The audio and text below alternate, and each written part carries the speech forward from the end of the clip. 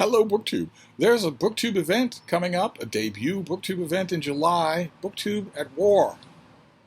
It was dreamt up by a commenter, DDB, and spearheaded by Michael K. Vaughan, of course, as all BookTube events are. And it deals with, as you could tell from the title, it's not booktubers getting in cage matches with each other, although that may result. It's reading war-related fiction and nonfiction, the vast body of it. Whatever, wherever you want to pick, however you want to mix and match, whatever you want to do. If war is at the heart of what you're reading, then it counts for BookTube at War. And a number of you have been emailing me asking, am I going to post a TBR video, a to be read video for BookTube at War? A couple of other people have started to do that. I am right now anticipating that I'm going to treat BookTube at War as I have treated BookTube events so far this summer, June on the Range and Book Trek, and do a lot of reading. I don't know if I'll be able to get to a book a night, but a lot of reading, far more than would be practical for TBR. And also mood-driven, whim-driven. Is it a reread? Is it something from my shelf? Is it an ebook? Is it something I encounter at the Brattle Bookshop or somewhere else? So not really conducive to a TBR. I don't have one of those to make, so I thought I'd make a starter kit instead. A war starter kit. I made a couple of war-themed starter kits in the past. This one is going to deal more with war just generally. A study of war, mostly just generally. This is a thing that's been afflicting humans, that humans have been inflicting on each other for the whole of the time that humans have existed. And it has therefore provoked all sorts of studies. Exhaustively detailed studies of individual battles, exhaustively detailed studies of the art of war itself, and also theoretical meditations on what it means, what it does to human society, how we're all shaped by it, even if we are lucky enough to live in an interval of peace. And I wanted to do a starter kit of the very best of those that I have read in English, or in English translation. And we'll start with one of the most recent ones on the list, which is by Margaret Macmillan. This is War, How Conflict Shaped Us. And she is terrific anyway. She's a fantastic historian. But this is her look at how war changes the air, the atmosphere, the gravity, even when it's not happening. Even when it's long gone and you have to hear stories about it from your grandparents, it still changes everything. And it's her contention in this book that it has changed everything all along in human society, so that there's no such thing as human society at peace and human society at war. I love this author anyway, but I found this just incredibly fascinating. It's tough for an author to do this kind of a broad theoretical study without bogging down or getting boring, and this book never does that. It ranked rather highly on my year-end list, the year that it came out. So that we'll start with that. Then we're going to vary back and forth in the starter kit with big theoretical studies and smaller grained things, individual wars, even individual battles, because those shed a lot of light. They shed light on each other. And the next one that I want to recommend, if you could find a copy, I think this, like the Margaret Macmillan book, is something on this list that you could probably walk into a bookstore and order. I think this is still in print. My copy has seen better days. It is battered all to hell and gone. But that's because it's a DK production. It's a Dorian Kindersley book. Those of you especially who have kids will be familiar with those. They're oversized, beautifully illustrated volumes. A library of their historical subjects would really set you up well. It'd be a bookcase you would return to over and over again. And they did a great one. DK's Battles That Changed History is terrific. Full context, tons and tons of illustrations, diagrams, maps, all kinds. It's an oversized picture book that really will it doesn't skate over things lightly. This will really lodge there as a basic building block for your library, a basic building block for any of the individual wars or battles here that you might want to zero in on, which is typically how people go at an interest in military history. They'll go at it by reading a broad-scale thing like Margaret Macmillan or our next book, and then zeroing in on whatever war or whatever aspect of war actually interests them the most. I have a couple of examples of that, but I wanted to give some broader overviews as well, like this one, which I've recommended many, many times on this channel, The Allure of Battle. by Cathal Nolan, which is it is a history of war, much like Margaret Macmillan's book, but much like Margaret Macmillan's book, it's also a history of what war is, what it means, what it does to human societies.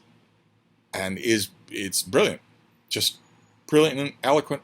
Just a revelation on every page. I just loved it. I'm always recommending it. Same thing with this next one. This next one is also a little bit older, but probably in your bookstores. This is also a deep meditation on the meaning of war, not just individual battles or specific wars. This is by Phil Bobbitt, and this is The Shield of Achilles. And it is a broad sort of walking overview of humans fighting other humans, but it's more than that.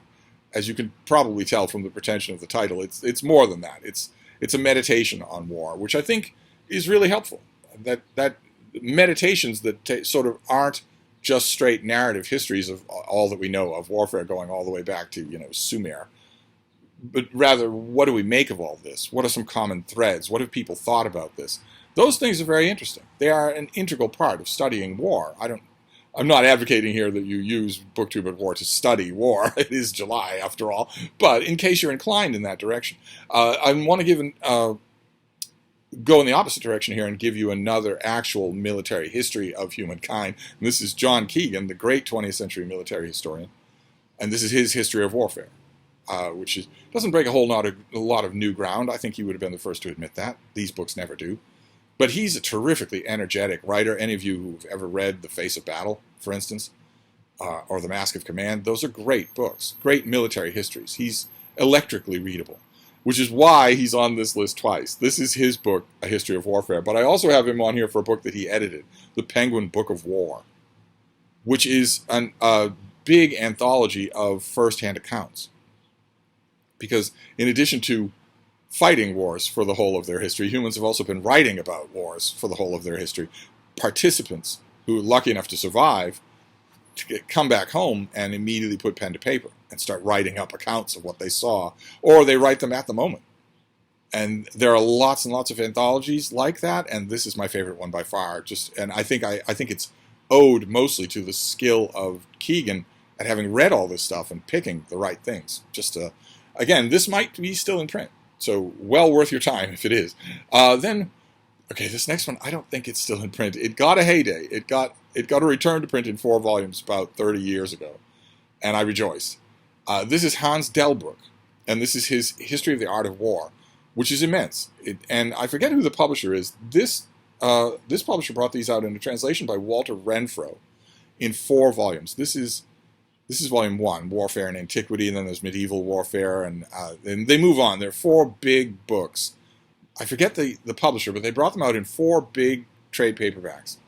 And they're wonderfully written, but also granularly detailed. Delbruck takes you into it. He does what Keegan does in A History of Warfare, only this is footnotes and all. This is every movement, every step, every counteroffensive. So if you want to go into really deep detail on warfare in the West, these are the books to get, and they are available. Relatively speaking, they are available. I'm sure that the trade paperbacks that look like this, there were 4 of them that were gray and they look like this. I'm sure that these are available for you to find. Every once in a while, I'll see 1 or 2 volumes at the Brattle Bookshop. Used to have them all, but trade paperbacks don't fare very well. Mine fell to pieces, and when I see those trade paperbacks, 1 or 2. Out in the wild, I always think, you should get those again. And then I think, well, I'd want all 4 of them at once. I don't want to be hunting for 1 volume for 10 years. And also, did I really revisit them enough to warrant it? But if you're interested, Delbruck is great. He is great. And this is really the final word on very detailed history of what was happening, what wars, what battles, what leaders. And when it comes to that, Delbruck does individual battles. He does many, many individual battles, and lots of other people, Fuller, for instance, lots of other people have done books that are major battles, just concordances of major battles described and their significance explained. And that's all well and good. There are plenty of books like that. Aside from Delbruck, I don't think I have many of those on this list. But I wanted to get very specific with this next one, because the greatest war that's ever been fought. Keep in mind, like I said, humans have been fighting wars forever. And the greatest, most epic war that's ever been fought is still in living memory. There are still humans who are alive who remember it and participated in it, and that's, of course, World War II, Second World War. And a huge chunk of the Second World War took place at sea. So I wanted to include this next one. This is Craig Simon's book, World War II at Sea, which is one of those contemporary history books. I'm pretty sure the paperback of this is probably in your bookstores now. It's one of those contemporary history books that you read it the first time. I read it the first time and thought, okay, well, that's buttoned down. It's conservative, not big C, but little c conservative. It's very circumspect and not much else. And it's one of those contemporary works of history that needs time to grow on you. And after a while, I realized, no, that was really, really good. It wasn't just that it covered all the ground and was circumspect. It was also really, really good. So even though it's one specific war, it's still a strong recommendation. And then this next one, it's not going to be so easy to find unless it's on Project Gutenberg.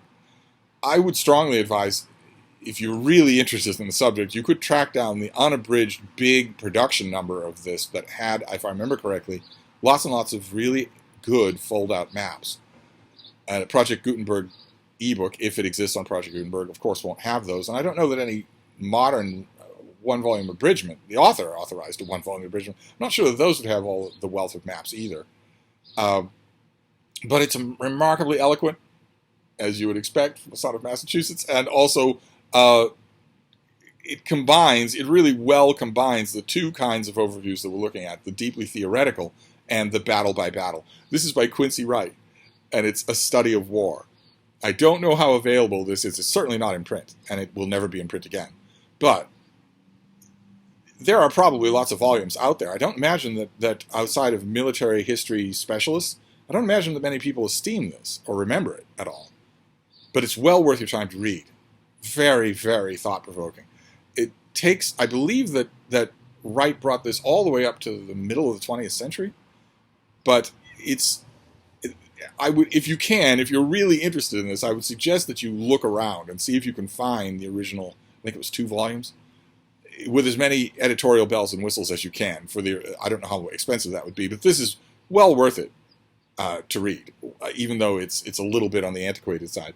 And then we'll finish up with the one thing that's been conspicuously missing, the Quincy Wright notwithstanding, the one thing that's been conspicuously missing from this list is older treatises on war. Because, like I said, people have been writing these things forever.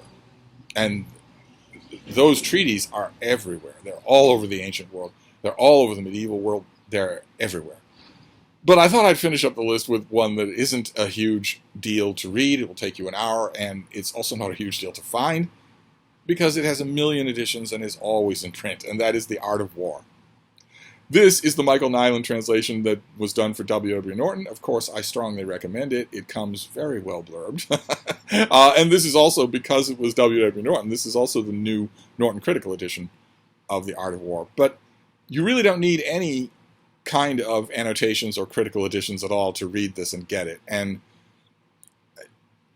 in its own way, I mean, this has been often mocked, it's been often parodied, but in its own way, it also is, and maybe is the ultimate, meditation on what the nature of war is like. And it's such a classic, so much more than even Clausewitz, who's not on this list, that you really don't have any, if you're interested in the subject, you really don't have any excuse not to have read this. It's got 1 million English translations. It doesn't take more than an hour to read. So I had to top off the list with this, because Sun Tzu really, if he weren't on a list, a starter kit of war books, he'd sue. so Sun would sue. So anyway, that's your starter kit for books on war. I could do 10 of these. And notice this is all nonfiction. I could easily do one for fiction as well. Maybe I will.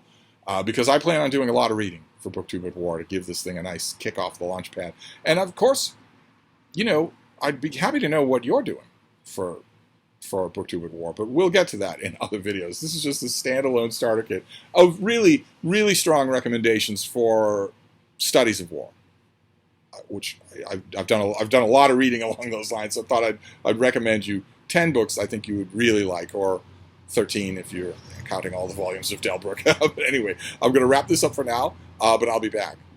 Thank you, BookTube.